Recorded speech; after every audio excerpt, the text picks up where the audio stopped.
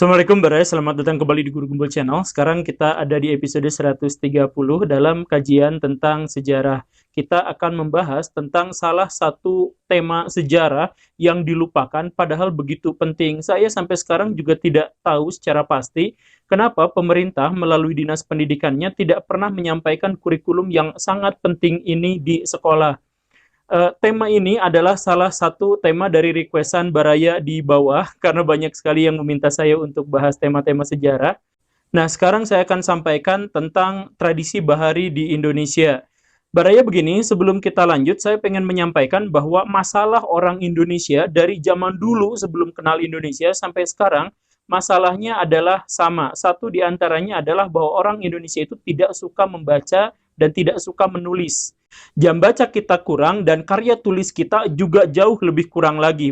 Bahkan dosen dan profesor pun jarang menulis. Nah, dampaknya adalah kita tidak memiliki sejarah. Sejarah itu bisa diakui kalau dia tertulis. Nah, walaupun Indonesia memiliki kebudayaan yang sangat luhur di masa lampau, tetapi tidak diakui oleh dunia, bahkan hampir tidak diketahui, karena orang-orang Indonesia tidak pernah mencatatkan kehebatannya dalam sejarah. Bahkan catatan-catatan yang terbaru misalkan tentang Majapahit. Majapahit itu adalah salah satu kerajaan terbesar di Nusantara yang ironisnya hampir tidak memiliki catatan tertulis. Cuman 2 kitab saja, itu pun penuh dengan mitos. Dalam tema sejarah bahari sekarang, saya akan sampaikan kepada Baraya, mohon di-share bahwa kita memiliki peradaban agung di masa lampau. Ayo kita mulai.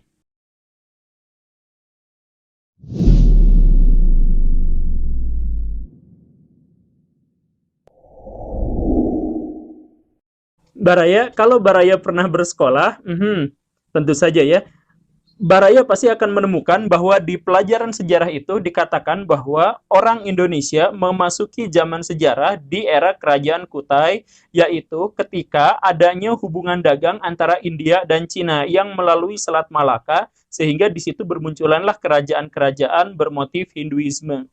Begitu kan? Nah, sebenarnya ini memiliki sebuah paradoks besar, Baraya, yang jarang disadari banyak orang. Baraya sadar gak bahwa orang Cina itu tidak memiliki semangat bahari yang memadai. Mereka baru bisa bikin kapal yang bisa melayari samudra itu sekitar abad ke-10 pas zaman dinasti Sung.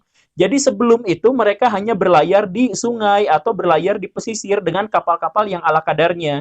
Kemudian kita masuk ke India. Di India bahkan lebih mengerikan lagi karena India itu adalah kebudayaan darat, kebudayaan orang-orang yang sangat takut pada laut. Baraya pernah baca epik Ramayana misalkan. Nah, Sri Rama dikatakan di sana ketika dia mau ke Sri Lanka, ke Alengka, itu alih-alih berlayar dia memilih untuk bikin jembatan. Kenapa? Karena dalam tradisi orang India, laut itu adalah wilayah yang kotor yang sebaiknya dihindari. Mereka berpikir bahwa puncak gunung itu adalah tempat para dewa. Semakin tinggi, semakin dekat kepada kebajikan.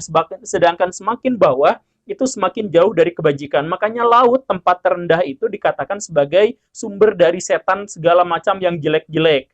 Maka sebisa mungkin orang-orang India itu tidak berlayar. Maka kalau dulu waktu Baraya sekolah, kan ada pernyataan, salah satu teori tentang masuknya Hinduisme ke Indonesia adalah teori Brahmana, yang menyebutkan bahwa yang menyebarkan agama Hindu di Indonesia itu adalah para Brahmana. Tetapi teori Brahmana itu punya kelemahan, yaitu dikatakan bahwa para Brahmana itu secara tradisi tidak boleh nyebrang lautan atau tidak boleh pergi ke tempat yang jauh. Begitu kan?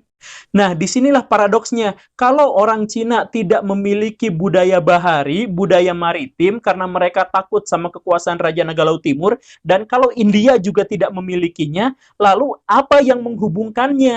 Nah, orang-orang jarang sekali mempertanyakan hal ini. Guru-guru sejarah juga tidak pernah membahas hal ini. Kan ini paradoks. Ini adalah salah satu hal yang menjadi celah besar tentang betapa terpuruknya sejarah Indonesia. Orang-orang Indonesia sendiri tidak mau melihat bagaimana keagungan sejarah di masa lampau. Sebenarnya, bukan kebudayaan Nusantara itu muncul gara-gara perdagangan antara India dan Cina, tapi semangat bahari orang-orang Nusantara lah yang menghubungkan antara India dan Cina. Maka disebutlah oleh Hornell bahwa orang-orang Indonesia itu 500 tahun sebelum Masehi, mereka sudah berinteraksi dengan orang-orang India dan orang-orang Sri Lanka. Bahkan ketika Hindu belum menjadi Hindu yang kita kenal sekarang. Kalau Baraya main ke Sri Lanka, di sana ada legenda tentang orang-orang suku Naga yang berlayar dengan perahu bercadik satu. Nah, itu tidak bisa tidak, itu adalah para pelayar orang-orang Indonesia. Jadi yang sesungguhnya membangun jalur sutra versi laut itu bukan orang Cina, bukan orang India, tapi orang Indonesia yang menghubungkan kebudayaan mereka berdua. Walaupun pada akhirnya orang Indonesia menyerap tradisi, khususnya tradisi spiritual dari India. George Huraini, dia adalah seorang ahli sejarah Arab.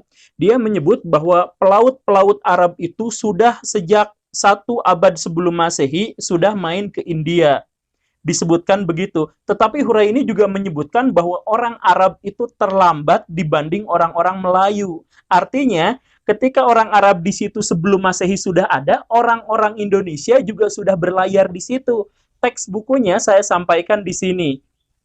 Lebih jauh lagi, Huraini menyebutkan bahwa bentuk kapal layar orang Indonesia adalah bentuk kapal layar yang paling berpengaruh di seluruh dunia.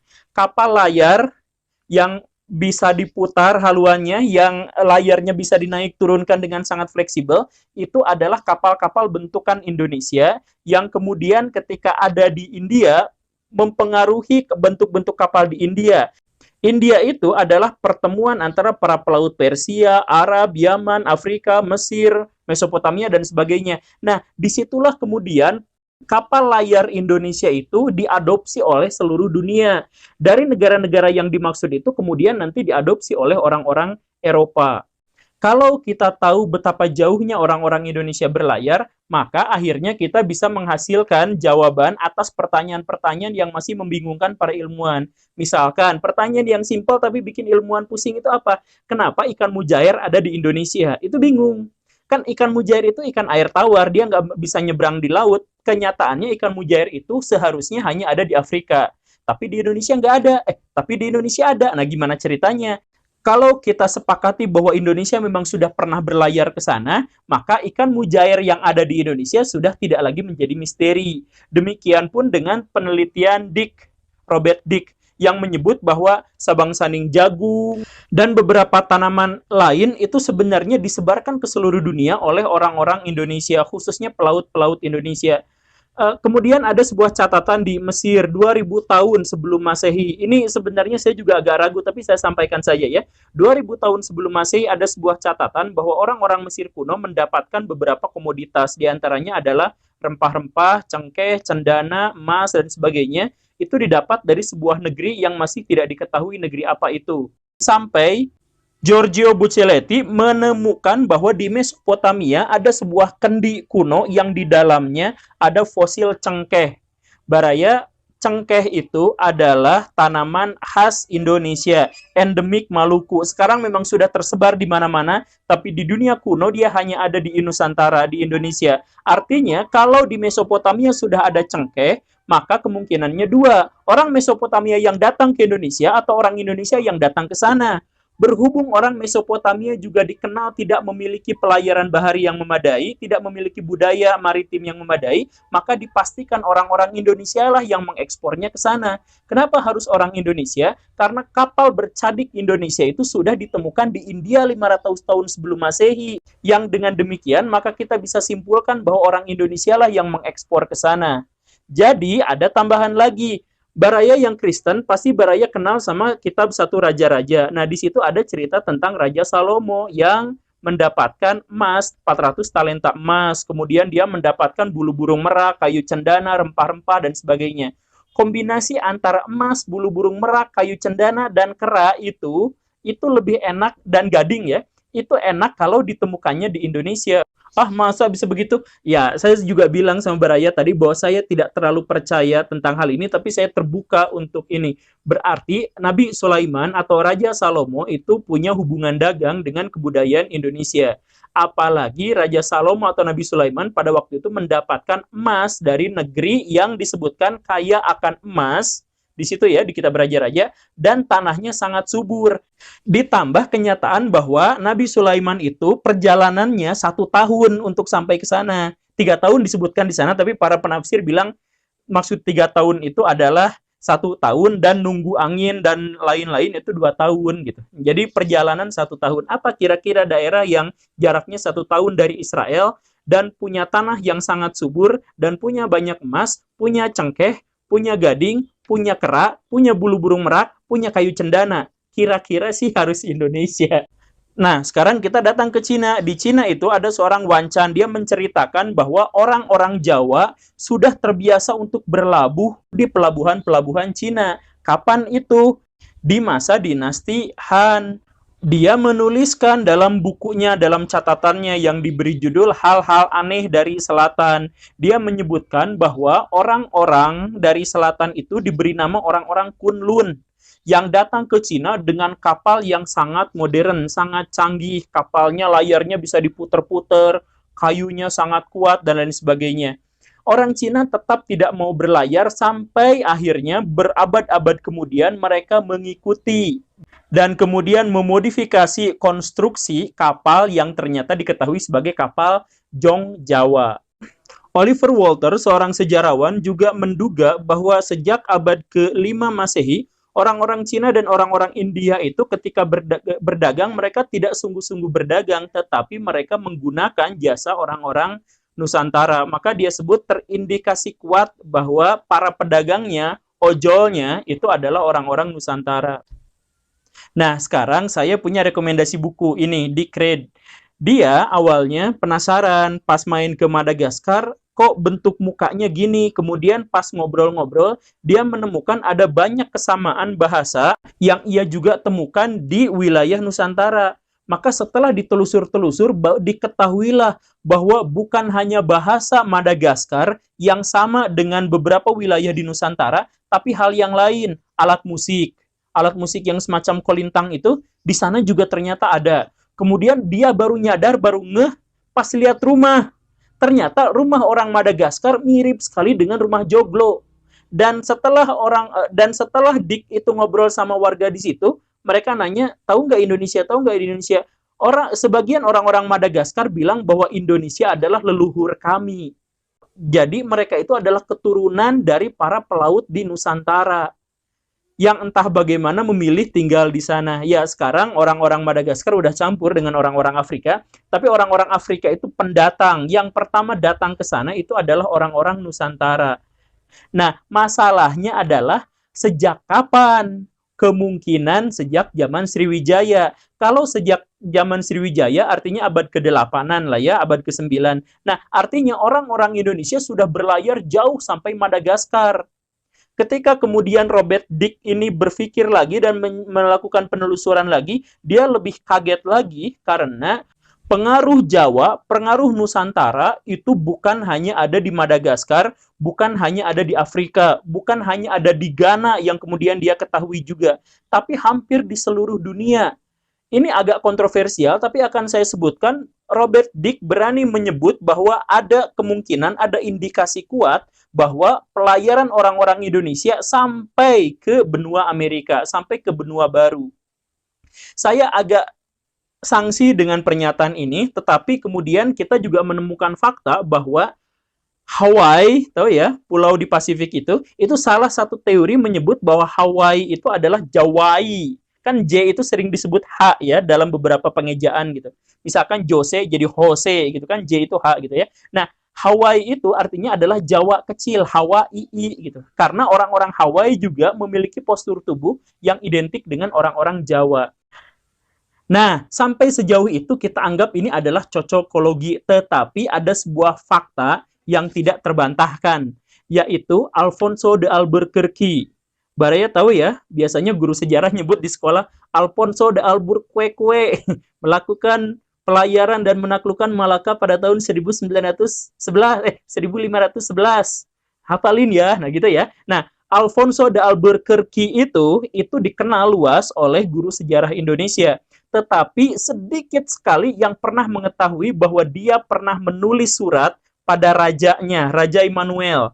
Saya sudah menaklukkan Malaka, bla bla bla bla bla, dan saya sudah bertemu dengan para pelayar Jawa, bla bla bla bla bla, dan saya menemukan di peta Ini pengakuan ya, pengakuan Alfonso de Albuquerque. Saya menemukan peta dari orang-orang Jawa bahwa Portugal itu sudah ada di peta Jawa.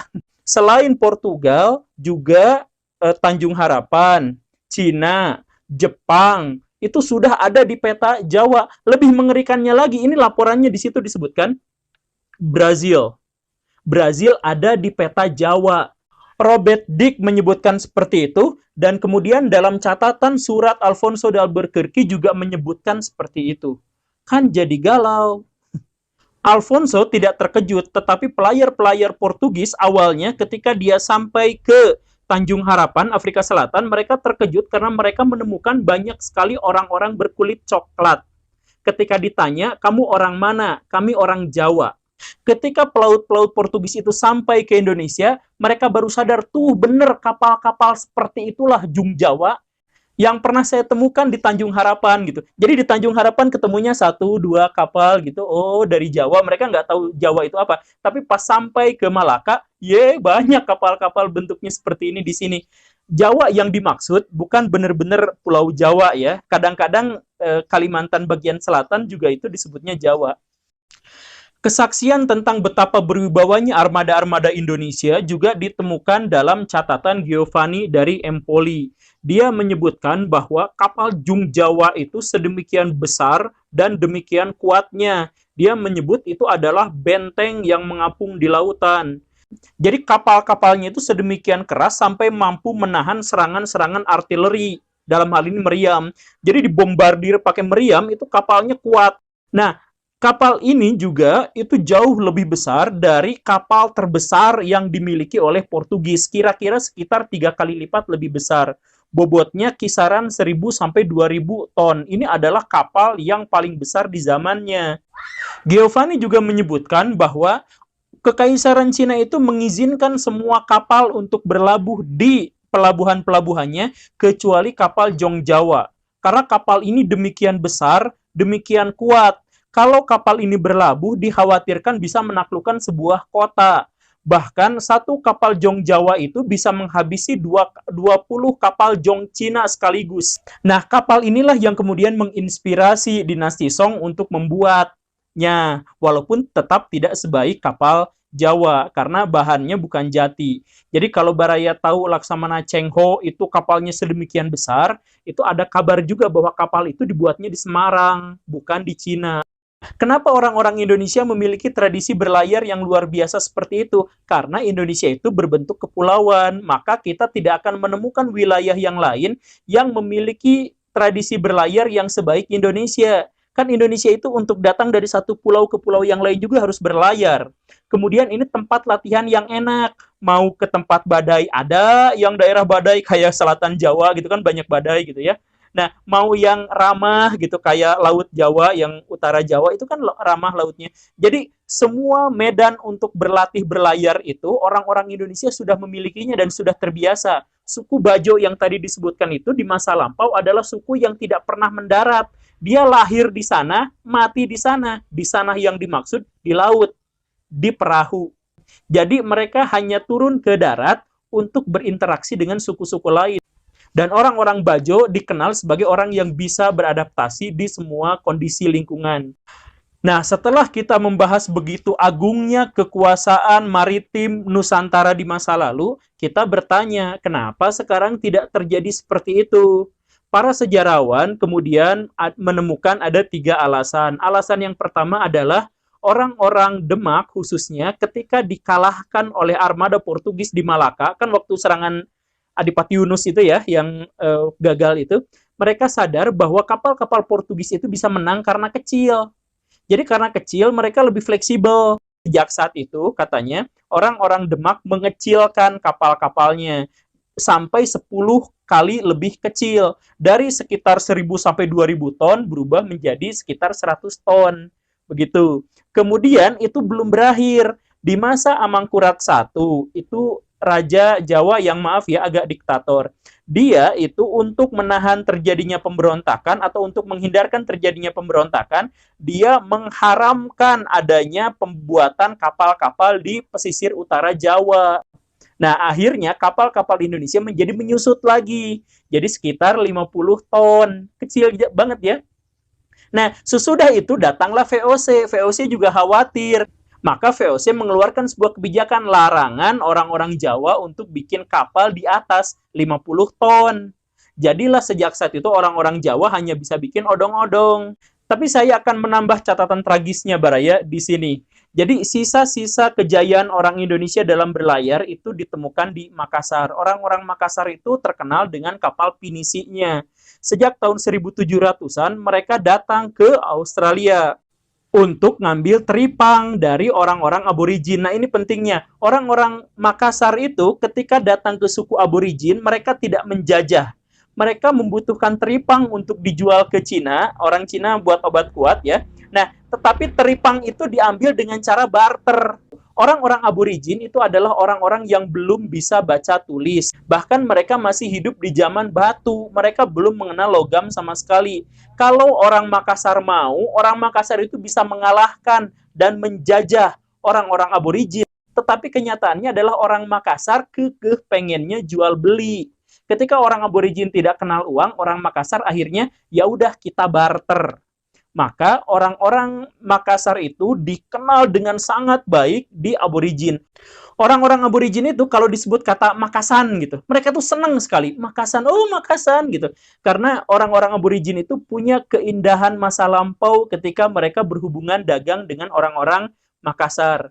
Jadi setiap menjelang musim hujan, orang-orang Makassar itu biasanya datang ngambil teripang dari orang-orang aborigin, tapi mereka tidak ngambil, tidak mencuri. Mereka tolong kumpulkan, kemudian barter. Kadang-kadang ngasih beras, ngasih pisau, ngasih senapan, ngasih alkohol, ngasih candu gitu ya buat ngudud, dan lain sebagainya. Pokoknya mah barter. Nah, ini terjadi selama 1,5 abad. Jadi hubungan antara orang Makassar dengan orang aborigin itu sangat akrab. Bahkan orang aborigin banyak yang ikut ke Makassar, orang Makassar banyak yang tinggal di suku aborigin untuk mengajarkan kepada mereka bagaimana beternak mutiara gitu. Dan walaupun mereka terpisah ribuan kilometer, tapi setiap mau musim hujan, orang-orang aborigin pasti nunggu di pesisir pantai, di sekitar Darwin itu, pesisir pantai, dan mereka sudah menyiapkan bertonton teripang gitu. Nah, ketika orang Makassar datang, terjadilah transaksi. Itu adalah masa-masa yang paling indah untuk suku aborigin sebelum negara api menyerang. Tahun 1900-an, kan Australia itu dikuasai oleh orang-orang kulit putih. Pada waktu itu dikenakanlah pajak cukai. Jadi ketika orang Makassar mau datang ke suku aborigin, di tengah jalan dicegat, balik lagi. Kalau kamu nggak mau bayar pajak, balik lagi. Akhirnya orang-orang Makassar itu pun balik lagi. Jadi pada suatu kali di masa lampau, orang-orang aborigin pas menjelang musim hujan, mereka sudah berderet di pantai, membawa teripang begitu banyak, mereka nunggu, tetapi selama berhari-hari mereka tidak menemukan orang Makassan. Sampai akhirnya mereka menerima kabar bahwa orang-orang Makassar tidak akan kembali lagi karena sudah dihalangi oleh orang-orang kulit putih. Itu sampai kepala sukunya itu banyak yang nangis, berderet itu di pantai pada nangis itu. Mereka masih menunggu lagi sampai beberapa hari, berharap ada orang Makassar yang berhasil lolos aja masuk, setidaknya untuk mengucapkan kalimat perpisahan gitu. Apa hak orang-orang Belanda itu? Belanda itu maksudnya orang kulit putih. Sampai menghalangi hubungan dagang antara kami dengan orang-orang Makassar gitu. Jadi itu adalah sebuah perpisahan yang sangat tragis. Dan kalau Baraya datang lagi ke wilayah Australia bagian utara, kemudian ngobrol sama orang aborigin, maka Baraya pasti akan kenal bahwa di sana banyak sekali jejak-jejak peninggalan orang Makassar dalam bentuk nyanyian, tarian, legenda. Dan bukan hanya buat aborigin, tapi itu juga adalah akhir tragis bagi budaya maritim di Indonesia. Sejak Indonesia dijajah, kita tidak lagi memiliki budaya untuk melaut. Jadi, kalau penjajahan itu merugikan, maka salah satu yang paling merugikan di antara dampak penjajahan adalah kita tidak lagi memiliki tradisi untuk berlayar. Oke, Baraya, itu saja. Saya harap video ini di-share karena ini adalah bagian dari tradisi masa lalu kita yang jarang sekali didengar. Terima kasih karena sudah menyaksikan. Tonton episode saya yang lain. Saya Guru Gembul. Assalamualaikum warahmatullahi wabarakatuh.